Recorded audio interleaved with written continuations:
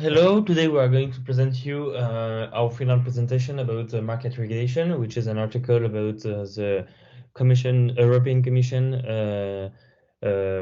which speak about Amazon. So the first question, as you can see on the slide, recently tension appeared on Amazon activity in Europe with suspicion of antitrust in parts of its own activities in France. The European Commission looked at the Amazon file in 2020, and the European Commission has informed Amazon that the company is subject to antitrust rules. This commission challenged Amazon's systematic reliance on non-public commercial data from independent sellers selling in its market for the benefit and its own retail business, which is in direct competition with the third-party sellers.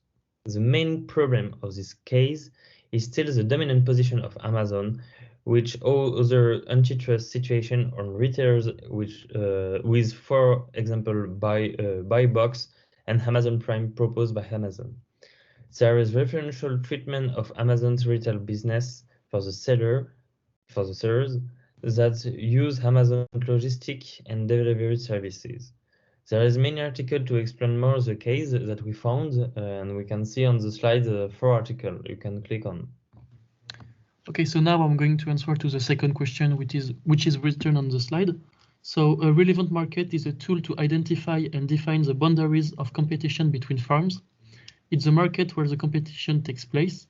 Also, the relevant market defines the geographic area where each firm is involved in the supply of products or services.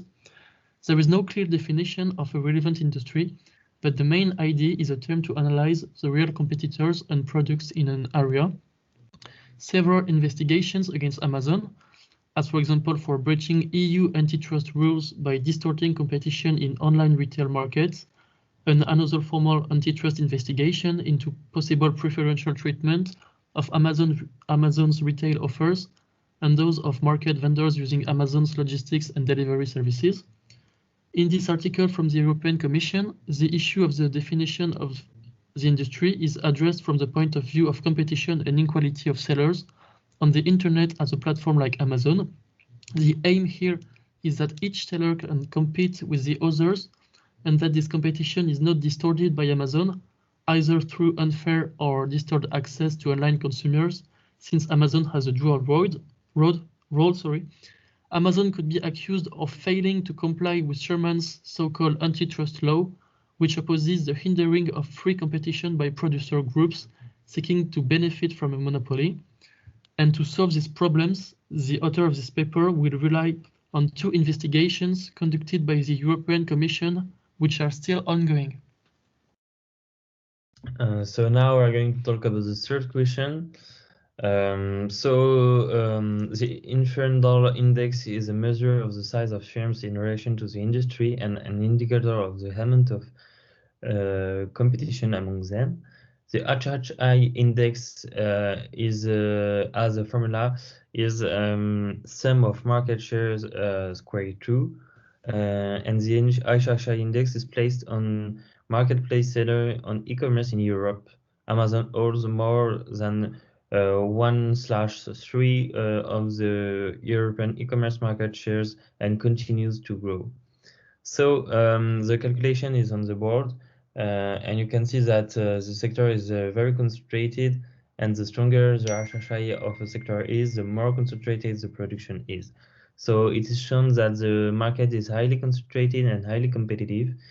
The fact that Amazon has the largest market share in Europe and twice that of its closest competitor also abuse in dominant position is a determining factor of the lawsuit brought by the European Union.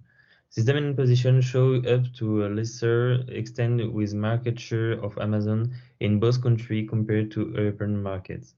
The market being even more concentrated, the company charged to get rid of this competition by having data of consumers and sellers. So now I'm going to answer to the fourth question, which is written on the slide. So Amazon is one of the world's leading online retailers of consumer products. And on this market, the main strategic competitive variables are the brand image, the differentiation and innovation, and the wide range of products. According to the internet website Laden, customer relations are paramount in the e-commerce market. Furthermore, innovation is a main strategic competitive variable. Amazon has an excellent innovative ID and it frequently releases creative ideas to its product line. It creates a differentiation with various services being provided, like the Whiting Oro Smart Sleep System, which is a sleep tracking system. Also, as illustrated in an article of Les Echos, the referencing, which is the paid referencing, is a main strategic competitive variable. Indeed, thanks to SEO, Amazon is well placed at the moment when customers are doing their research on the internet. Finally, the wide range of services on offers also plays an important role. Amazon was built on its initial achievement with books. Currently, Amazon has several products categories like apparels, electronic, kitchen, appliance, games, or toys. Its extensive product list attracts customers to make their purchase for Amazon instead of other online retailers. Finally, we can conclude that Amazon's market structure is the oligopoly. This type of market structure describes a market structure that is dominated by only a small number of companies. And on an oligopoly, the firms have two possibilities. They can either compete against each other or collaborate. If they choose to collaborate, then they can use their collective market power to drive up prices and earn more profit. It's also commonly said that an oligopoly consists of about 3 to 5 dominant firms.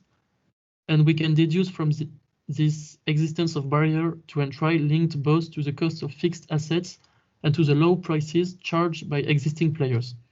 It's therefore extremely difficult to enter this market and above all to establish oneself in the long term.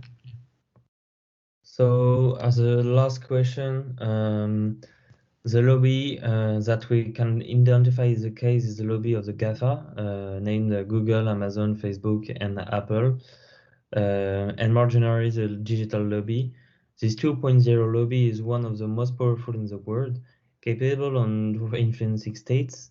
The GAFA's budget is staggering for the first quarter in 2018, spending on lobbying amount to $41.04 million, including $3.38 million by Amazon, according to the article written by Joseph Jukubuko, published on 8 January 2019 on the Digital Economy blog.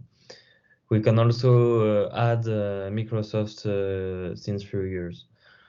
The aim of this lobby is to exert influence and pressure in order to defend its interest against institutions or individuals who may take decisions that could affect it, such as the European Commission. Okay, so it's now the end of the presentation, and if you want further information, you can read our report where there is more detailed information.